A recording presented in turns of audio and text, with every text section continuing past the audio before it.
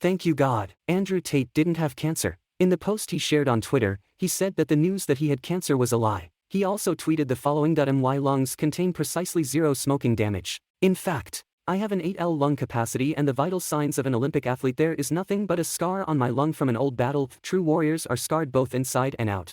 As one of the most influential men on the face of the planet, it is important for the good of humanity that I live as long as possible. At my current strength levels, I estimate to survive for at least 5,000 more years. With this in mind, I take my medical care extremely seriously. I had a regular checkup organized in Dubai pre-detention. The doctors were extremely interested in the scar on my lung. They do not understand how I survive without treatment. They do not know the secrets of Wudong. Hoping for more good news like this? Don't forget to subscribe to my channel, like and give your feedback in the comments.